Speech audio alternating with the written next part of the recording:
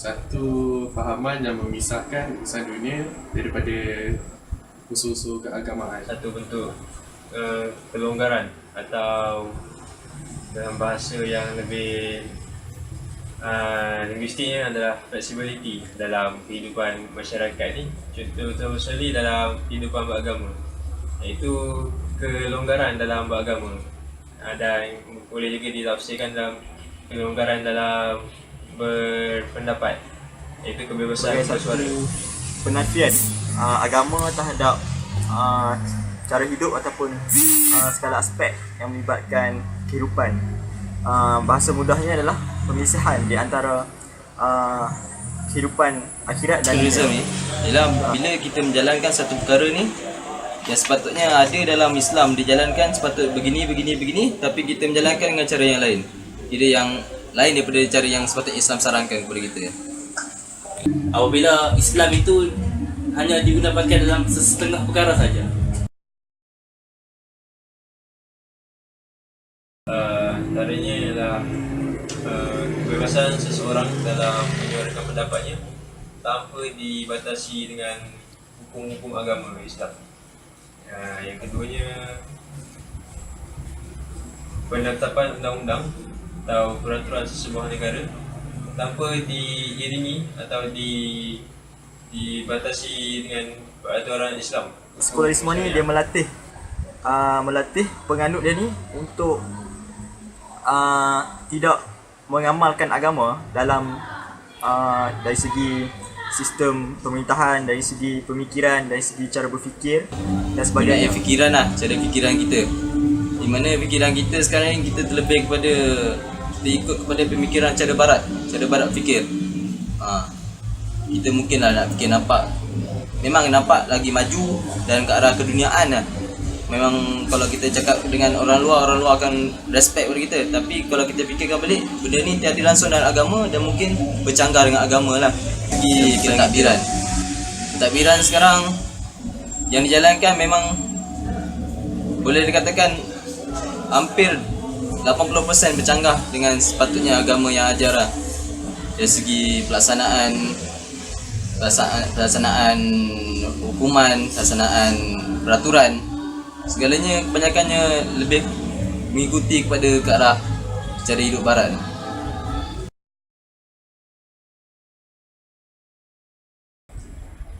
Bagi saya, disebabkan Malaysia ni bekas jajahan Inggeris, so adalah unsur-unsur secularism tu. Tapi ada di antaranya kerajaan kita mula mengekang unsur secularism lah daripada mula masuk secara menyeluruh. Bagi saya, Malaysia ni bukanlah macam kita kata Malaysia adalah negara sekularisme, tetapi penerapan nilai-nilai sekularisme ni telah masuk sejak British ataupun penjajah masuk ke Malaysia. Kedatangan British ataupun penjajah sama ada Belanda, Portugis ke Malaysia secara langsung dia membawa satu perubahan, iaitu daripada zaman gelap yang berlaku di Eropah dahulu, di mana sistem gereja dipisahkan. Setelah berlaku zaman gelap, sistem gereja yang dipisahkan daripada pemerintahan. Jadi pemahaman sekularisme ni masuk ke dalam Malaysia melalui penjajah, dan kesannya sampai ke hari ini kita negara yang bekas daripada dijajah oleh British. So British ni dia memang mengamalkan pelaksanaan dalam mentadbir negara tu cara barat. Malaysia ni dia memang saya tengok dia punya cara pelaksanaan dalam mentadbir negara dia ikut seperti mana British mentadbir. Apa-apa hal pun kalau macam ada apa-apa masalah, kadang-kadang dia akan merujuk kepada cara British mula. So saya rasa Malaysia memang ada mengikut cara-cara sekularisme dalam mentadbir negara.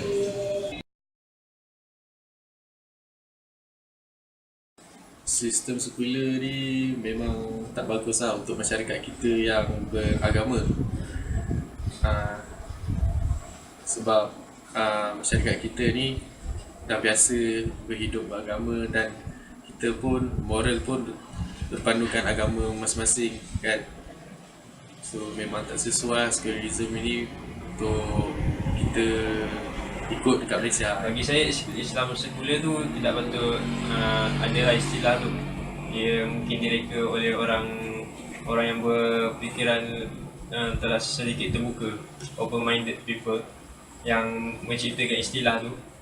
Jadi Islam itu Islam. Apa yang diturunkan melalui Islam tu tidak boleh dilonggar-longgarkan, kerana Islam itu dah sesuai mengikut zaman, sepanjang zaman dan setiap golongan masyarakat. Islam tu dah sesuai. Jadi Islam sekular ni adalah istilah yang diterbitkan untuk melonggarkan apa yang telah dibawa oleh Islam itu. Pada pendapat saya, Islam sekular ni adalah satu istilah ataupun satu konsep yang digunakan pakai apabila Islam itu hanya digunakan pakai dalam setengah perkara saja dan ditolak dalam setengah perkara ini. Contoh, Islam digunakan pakai untuk solat dan amal-amal kewajiban lain, tapi ditolak dalam menjalankan pentadbiran dan dalam pekerjaan.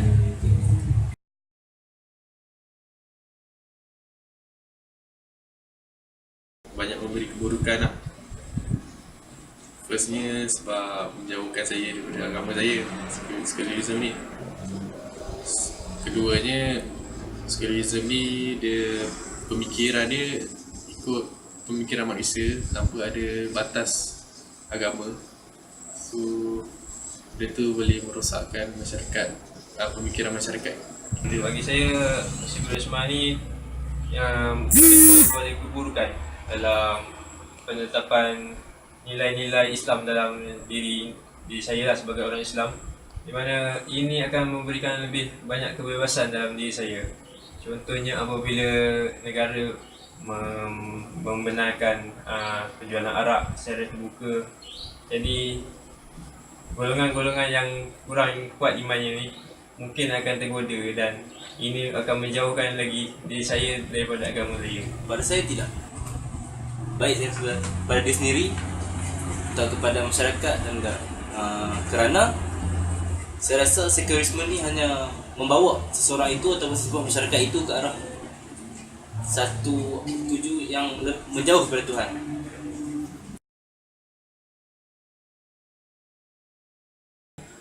Asasnya kita kena jaga daripada akal umbi lah.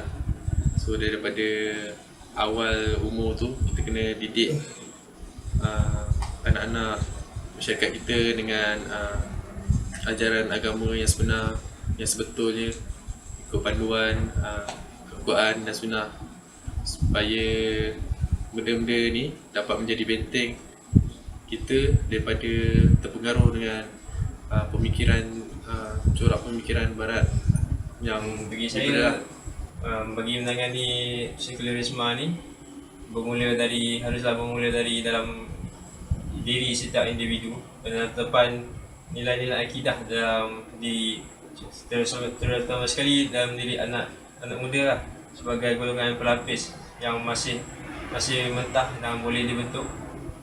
Kita harus menetapkan nilai akidah yang kukuh terus dalam diri mereka bagi memastikan asasnya kukuh untuk menangani atau menepis segala pengaruh-pengaruh yang tidak baik melalui sekularisme ini. Dan di peringkat negaranya, pihak kepimpinan negara harus lebih tegas dalam menetapkan nilai-nilai akidah terhadap rakyatnya, dan bagi pihak-pihak berwajib seperti Majlis Agama perlu lebih tegaslah dalam menangani setiap isu yang timbul. Contohnya seperti ajaran Syiah ke apa saja yang bersifat asing atau nampak jelas dia punya pengaruh yang tak baiknya, pihak yang berwajib haruslah lebih tegas dalam menangani. Pada saya, cara untuk menangani sekularisme daripada menulakan negara kita adalah kita sistem pendidikan kita seharusnya menerapkan lebih pendidikan agama kepada pelajar-pelajar sekolah rendah terutamanya, dan juga kepada pelajar sekolah menengah, kerana pendidikan agama ini penting. Kerana apabila ada asas agama yang kukuh, mereka akan sentiasa bertindak dan berfikir menggunakan dasar agama.